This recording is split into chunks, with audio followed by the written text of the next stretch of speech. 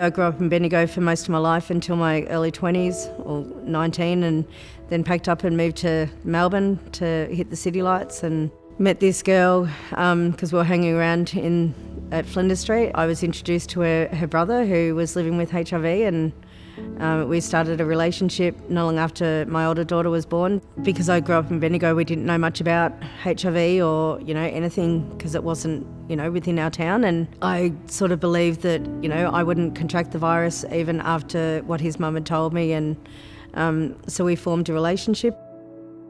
I was diagnosed with HIV when my husband was diagnosed with 2 AIDS-defining illnesses.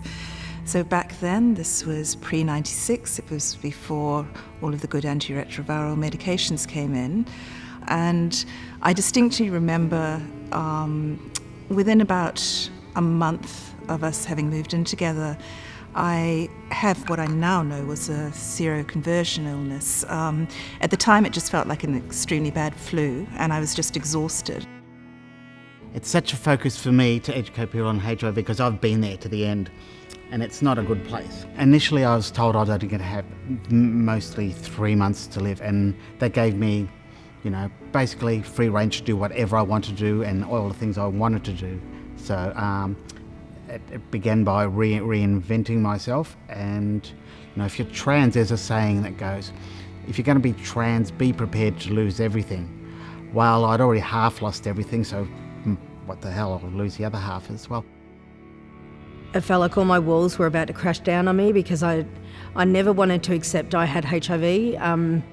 I think because I was really scared of knowing that it could be final. All I could think about was the girls and how important they were to me and how much I needed to be there for them, and I just kept thinking about that.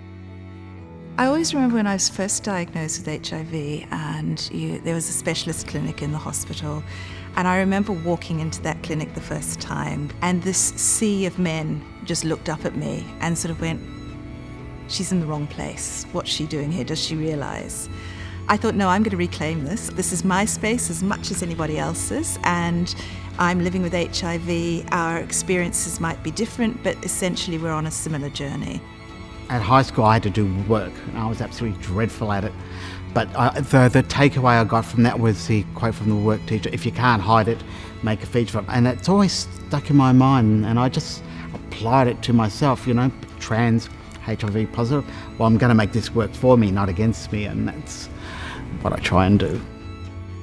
I think we've got to understand that HIV affects everybody and that it can affect anybody, and we really need to look at that in terms of how we present HIV, how we create that awareness that there's all these notions of risk, there's all these notions of who actually gets HIV, and I think we need to sort of smash some of those myths and misconceptions.